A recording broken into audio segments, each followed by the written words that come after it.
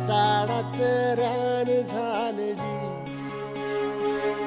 अर मातीच्या पोटात अस्मानाचं बळ, माऊलीची लाज राखजी.